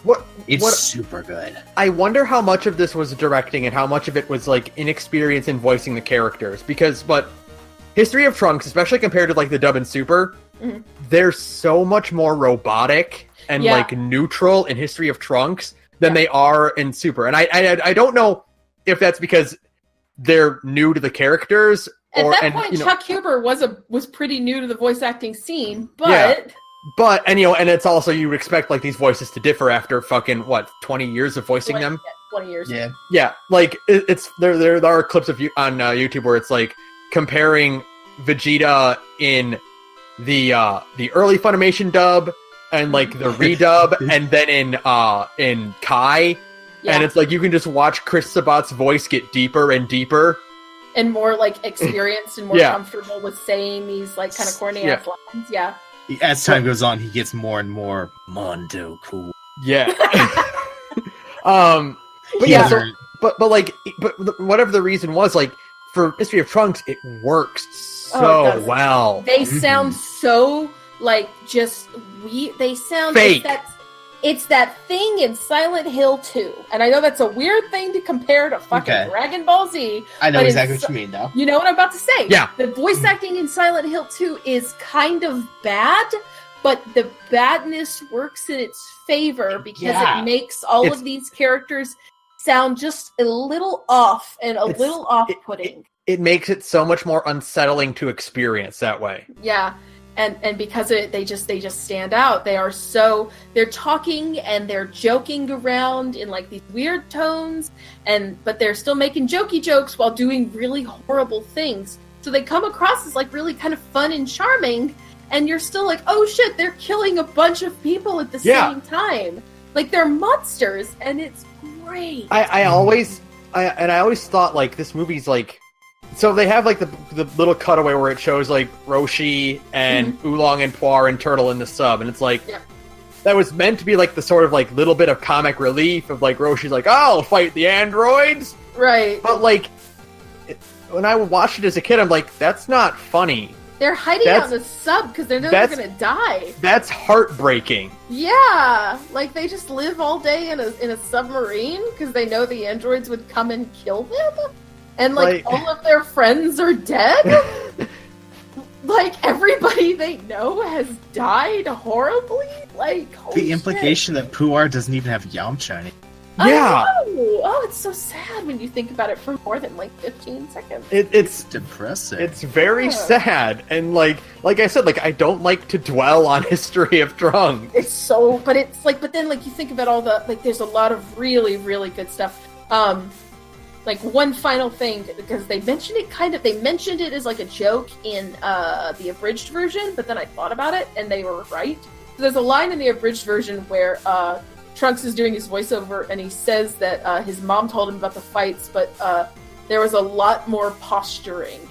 And I thought about it and I was like, that's what makes History of Trunks so good. There is no like there's no attack calling, there's no like sitting around taunting each other. There's like the occasional little like smart alecky comment, but for the most part, the fights in History of Trunks are super brutal and like really visceral. They're like violent guerrilla tactics and like legitimate martial arts stuff. And I think that's one of the reasons why Gohan and future Trunks are so interesting, because they're essentially like they're like dirty fighters, and it comes across and it even shows up again. It like when future Trunks goes into the past, he's the only one who's like no nonsense, like I am killing something now. Yeah, it's because 17 and 18 as like primary villains are not like Vegeta, Frieza, and Cell, who are these posturing, arrogant, like Frieza's prone to his big speeches, and Cell has got this ego the size of a galaxy to him. That he's just like, yes, take your best shot. Yeah. And like 17 and 18, no, fuck that. They are here to have fun and to hurt people. And that's like their fun is hurting people. That's the other thing, is that like for them, hurting people is like really, really fun. And they're not really here to fuck around. Like when they get sick of, the thing is that when they get sick of Gohan and when they finally decide like we're done toying with you, because they've been outwardly toying with him for the last, like, 16 years, which, again, is fucked up.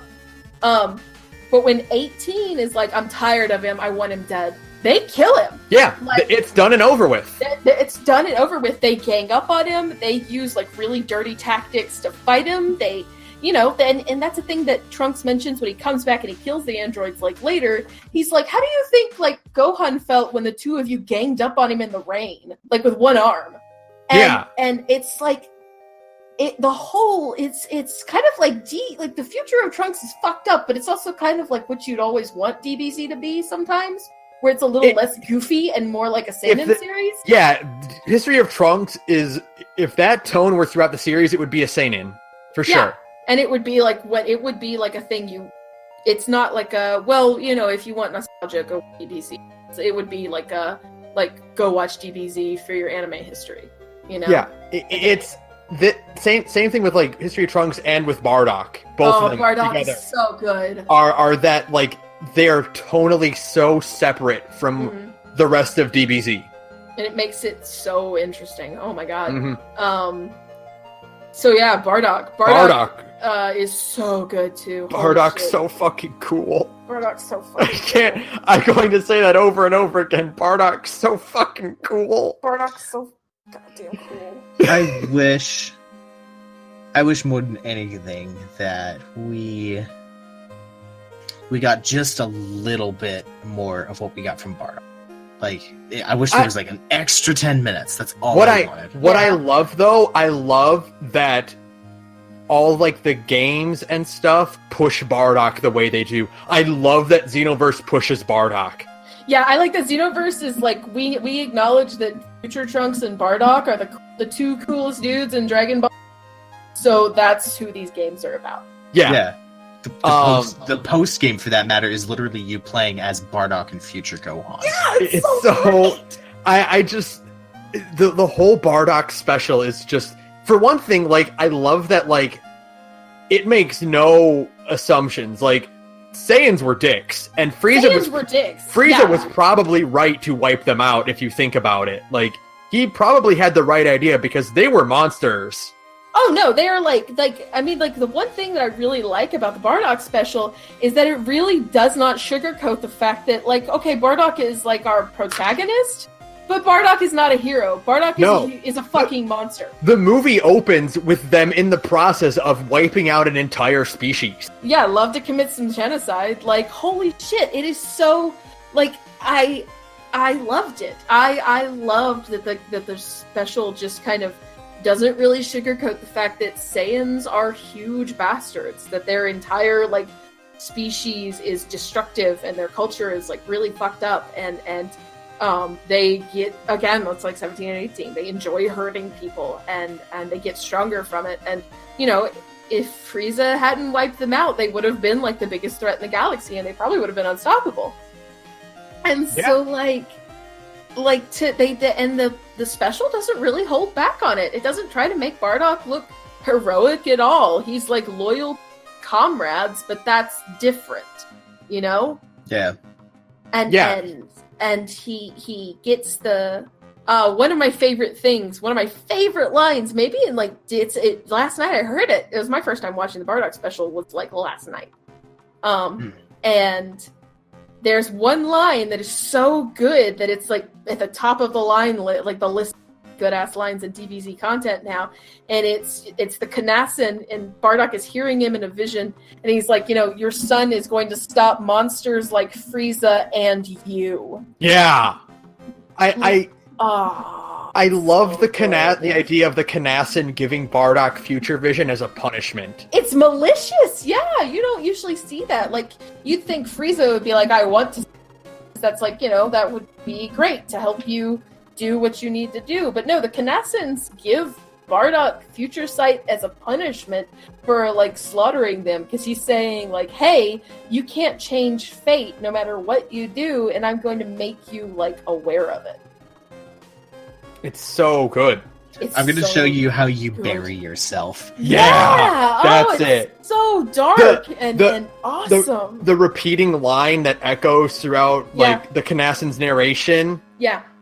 Oh, it's so good. The whole, like, just constantly, like, and because usually, like, repeating lines in like shonen series, the repetition of lines is because you're feeding information to a younger audience who might not retain that information, and so sometimes it's like an assumption that your audience is an idiot, right? Right. The repeating line in the Bardock special is a motif thing instead. Yeah. And it's a good motif. That motif just kind of keeps repeating over and over again, saying, like, you know, what happened to us will happen to you, just over and over. And then it's like an artistic choice instead, and it was a really, really good one. I loved it. I loved it. I love the shot of Bardock. He's running to try and to get to the top of the tower to go fight Frieza and have his last stand. But as he's going up the stairs, he rounds a corner and he's on Namek. Yes! That shot is so fucking good, because it's such, like, they don't call attention to it immediately either. It's not like, whoa, where am I? It's like he rounds the corner, he's standing there and he's lost in thought, and then the audience has a few seconds to go, wait a second, this is Namek. I recognize that green sky, like, and then it shows Goku and Frieza standing off, and it's like, that's so good. Oh, it's so good. That's a really powerful, excellent, like, and that's good editing right there. I love, we'll get more into it when we talk about Xenoverse, but, like, I love that the Xenoverse 2 intro adds the rematch. Yeah. Adds the Super Saiyan Blue and Golden Frieza fight, like, adding to that, like, that makes it, like, so much better. Yeah, absolutely. Oh, it's so... man, I love it. Bardock's so fucking cool. Bardock is an asshole, and he's still so fucking cool, and that special is so fucking good. Like, those two, the two specials, if we're gonna count them as movies, I know they're a little bit longer movies, and they played on TV instead of in the theaters, so they don't have cinematic quality animation. They have OVA quality animation, which is like a step above television quality. But they're still, I think, of the Dragon Ball extra content, it's the best. Those two are the best, like, hands down.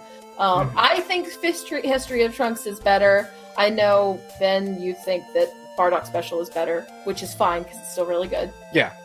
I'm kind of a coin toss. It really depends on the day. Yeah, absolutely. I feel that though. That I mean, like they're both stellar, and it really just boils down to personal preference of like protagonist, you know? Yeah, and for sure, and obviously we've joked about content than you.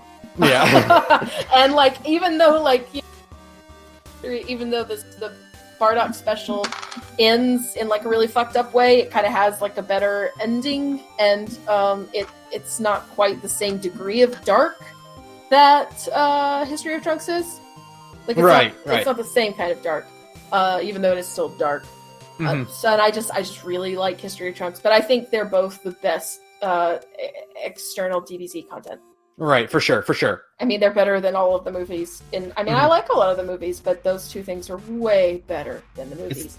It's for a number of reasons, but like the biggest being they have like a consistent plot all the way through, and a really consistent tone. They slot perfectly into like what we already have. Yeah, the idea of making them both like side stories that do not feature the actual main protagonists and tell you the stories that don't get told in the manga, basically. Yeah, is what makes them stand out. And the ones the stories you want to hear and know about. And again, there's a consistent tone, there's very consistent direction, there's there's really good directorial choices with the red lighting in that scene where Trunks fights Gohan, and the bit when Bardock finds himself back on Namek. Like those are directorial stylistic choices that elevate the specials to something really interesting and unique in the Dragon Ball world, and so that's kind of what makes them incredibly superior, even to like Fusion Reborn and Wrath of the Dragon, which I enjoy. Right. So yeah, they're great. They are genuinely great. So we have two more to talk about. Wow. Oh god, there's a lot of movies. Forever. We might have to do another episode. I mean, we could really devote like a whole. I could probably devote like another episode to Resurrection F and Battle of the Gods. Yeah. Actually, that's not true. I don't really have a lot to say. Everybody likes that movie. Kind of ambivalent toward it. I think there's a lot I could say about like the effects that they both have for like basically reviving Dragon Ball, but I don't have much to say about them as films. If that makes sense. Yeah, because like for the most part, like you can only say like they're good. They're fun. They are of a higher caliber than the Z movies for sure. There's a lot in like there's a lot in Battle of Gods and Resurrection F that I really like that are kind of like in response to the series as a whole. Like there's two bits I can talk about like specifically in Battle of the Gods. There's the fact that the Super Saiyan God transformation that Goku does not like, that he had to depend on someone else for it. Right. Which is like a really good like it's basically Goku stating what his character is like for like the people who have forgotten what Goku actually is like as a person, you know? Right. Yeah. And I like that Resurrection F reinvented Frieza as an actual threat because, you know, we talked about it in Fusion Reborn, and also in GT when the villains come back. Frieza was treated as like a joke, you know? He gets gut punched by Gohan and he's done in Fusion Reborn, you know? Right. The fact that Frieza comes back and like everyone is scared of him. Yeah. That's cool. I think it's one of those things where like we've forgotten because like the stakes keep getting upped, but the only villains that were stronger than Frieza was a clone made out of Frieza's cells and Saiyan pieces. And an eldritch abomination that is older than time itself. And those are the only two things. Those are the only two canon things because because DBZ is one of those weird like shonen series where like all of the like subsequent media, like video games and stuff, will just pull movie characters from their roster. And I don't know of any other major shonen that does that. Like I don't think any of like the Naruto or the Bleach or the One Piece like fighting games and stuff like they don't pull movie characters the way that DBZ does. Sometimes they'll do movie costumes and that's it. Right? Yeah. And you know, I my only problem Battle of Gods and Resurrection F is that in comparison to, say, Wrath of the Dragon and Fusion Reborn, which are both really damn good, they feel really safe. They feel very kind of like, this is Dragon Ball Z. You know, it just kind of feels... they aren't exploring the field the way that like Wrath of the Dragon did. And they don't do anything really interesting stylistic that Fusion Reborn did. I really did like, I say this a lot, but I really did like the Goku versus Beerus fight through the city with 0 property damage whatsoever. Yeah, that was really cool. I really enjoyed that fight. Like the fighting in the just really solid. Yeah. The direction and the choreography and the fighting is really, really solid.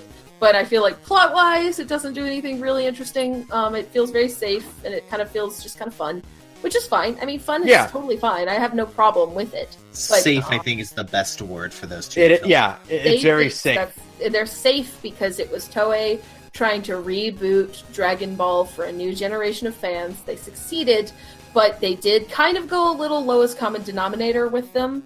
And so Vegeta just kind of acted like he did before, like he learned his lesson with Boo.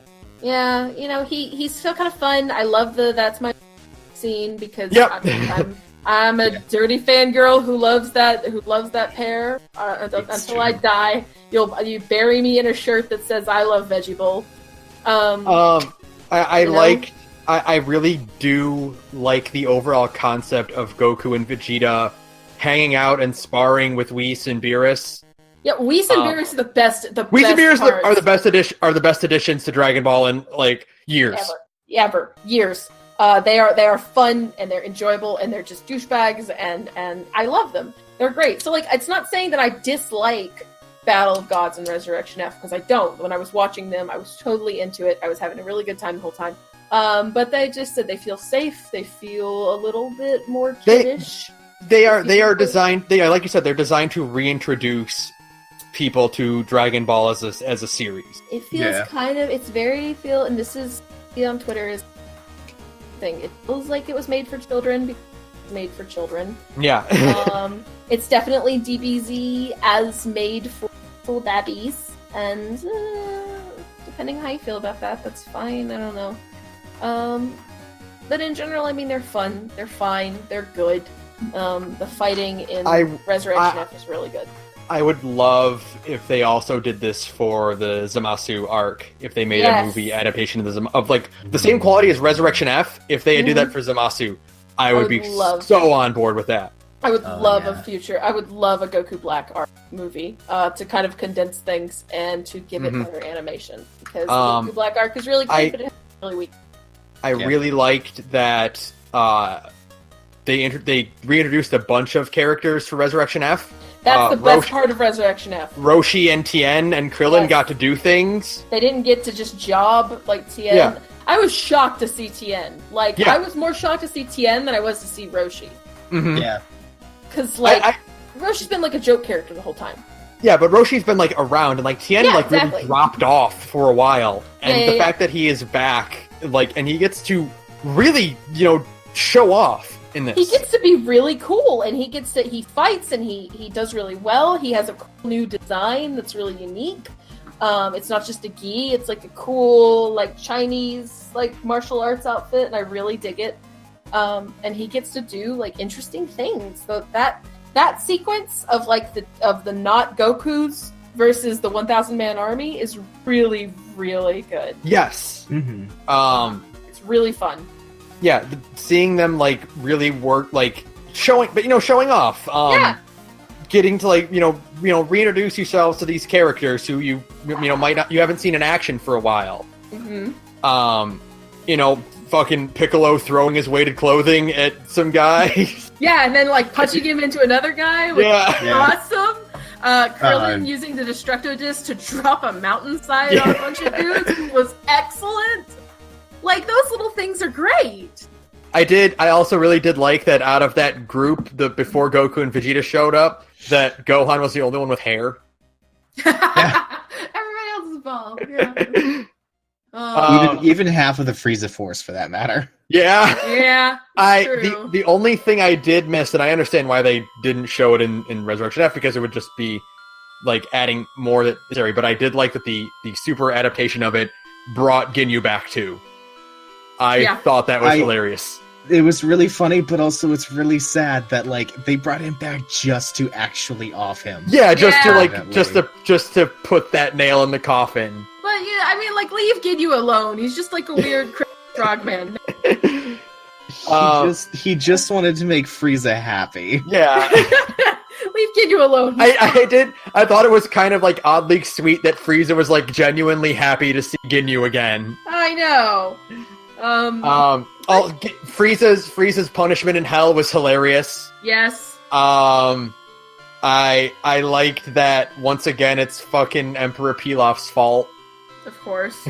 Oh, the only other thing that I really enjoy in Resurrection F is the 1-inch punch. The 1-inch punch, which is one of Goku Blue's moves in Fighters. That's awesome. The 1-inch punch is so disrespectful, but I love the way it's set up because like Vegeta like puts his fist against Frieza's stomach and Frieza's like he kind of stares at him like in confusion. He's like, "What the fuck is going on?" And then bam! And then just bam! It's so good. Disrespectful. I loved it. But yeah. Otherwise, that's kind of all I have to say about Resurrection. That'll do. Yeah. So. That fucking song is great. Maximum the song is great. Yeah. How would you like to be the guy who brought back? How would you like to be the guy who wrote that song and got Frieza resurrected as a result? Yeah. You are now officially like a J-Rock god. Imagine being the guy who writes the song that's so good that Stanley brings Bucky back to life. Yeah, that's exactly what like, you are a god at that point. I love that it's like, at first you're like, oh, that's cool. Toriyama wants to bring back Frieza, and they got Maximum the Hormone to write a song. No, the song came first. Toriyama loved it so much, he wanted to make more Frieza content. Amazing. So, yeah. Good shit. What are we doing how are we doing time-wise? Oh, we probably should end it soon. We should probably talk about Xenoverse and video games at the time. We should, okay. What? We're at like the 2-hour mark. Oh my god. Whoops. Yeah, oh man, I will talk about Xenoverse for an entire 2 hours then. We could literally talk about Xenoverse and Dragon Ball. Yeah, we'll do a follow-up episode later. No, we're gonna have to. We're gonna have to because there's no option. Like we could. Sarah and I were like joking, and like part of me was like 30% serious. Of like, we could just do a Dragon Ball podcast. We honest to God could do a Dragon Ball podcast, like a once a month, twice a month, 30 minutes, like Dragon Ball podcast where we talk about certain things. Yeah, we could easily do it. Like, no problem. And like, we were joking, like we could do that, and like, there's like a portion, like a not insignificant portion that's like, that's not a joke. We could. we might do. Maybe at some point we might do like a little mini series about when we get off the recording, we'll probably talk about that. Yeah, we might have to discuss that. We might, because I really probably could do like several episodes of talking just about the Android. Yeah. No. So instead of ending it with video game conversations, we are pushing the 2-hour mark right now. Instead, I want to do one last thing to kind of wrap this up. Go for it. Top 5 movies, go. Ooh. Do you want to go first, Othar, or you can include the specials. I feel like you can include the specials, but in that case, you have to. So it's technically 6. Okay. I know what they are, but I don't know the order. So just give me a second to kind of think about the order. Okay. How about you, Oates? Let's see. Because I know mine pretty easily. I'm just gonna leave out the specials because they would basically fill up like 3 slots somehow. Yeah, that's true.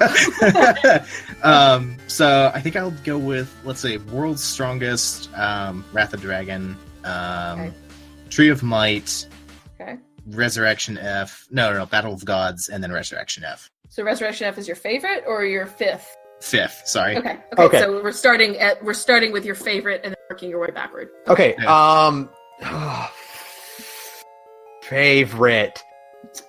It's okay. Okay, this is gonna be one of those things where it's kind of like what we did for like the top 5. Yeah, the top 5 where it's like at this exact moment in time, so I don't have to like think about it too hard. Right.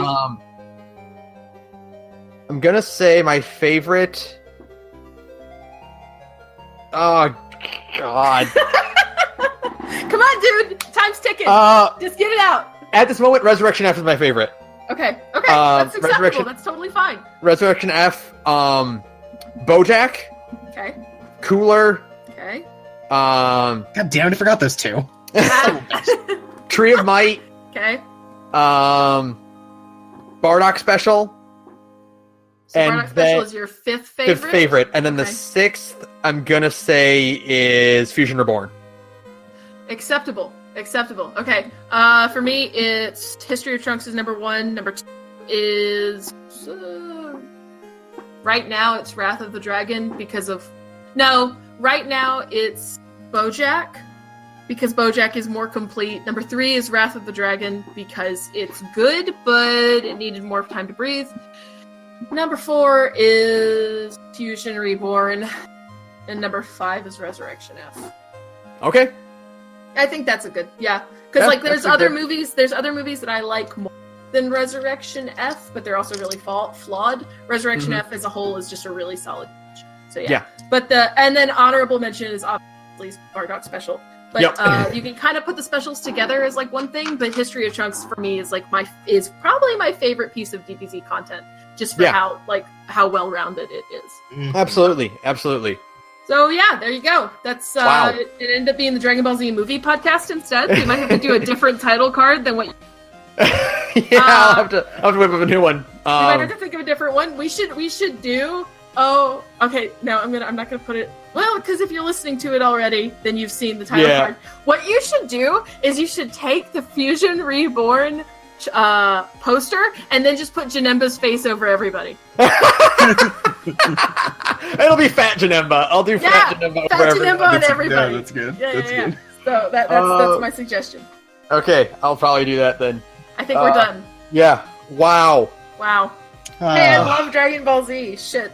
You motherfucker. Fuck. Thanks to we'll do Visager. We'll do Visager this week. Thanks to Visager, future background music. You can follow us on Twitter and yell at us about our shitty Dragon Ball opinions at the Gorge Podcast on Twitter. You can email us about our shitty opinions at thegorgepodcast@gmail.com. One of you needs to talk about your other podcast. I don't care which one of you does it right now. Sarah, can you talk about it? Because I'm still reeling from what happened. Oh boy, yeah, hell yeah, I can talk about it. Hey, me and Oath are in another podcast. It's called Big Gay Nerds. It's me, Oates, and a couple of other friends. We all get together, we sit around, we play tabletop RPGs. It's a lot of fun. Right now we're back at Monster Hearts. We're trying something new. Instead of switching around systems, for the next foreseeable future, we will be playing Monster Hearts until it is complete. So wow. It might be 2 months, it might be 6 months, who knows? But we are stuck in Monster Hearts now until it is done. So now is a great time for you to come check us out because we're trying something new. Our Monster Hearts story, I think, is really fun. We're at big backlog, so you're gonna have a lot of fun. Absolutely, that playlist is huge. So we're at Big Gay Nerds on SoundCloud, and you can find the links to all of our social media from. Thanks. So that'll do it for us then. Fuck Broly! Man, fuck that Broly! Fuck Broly!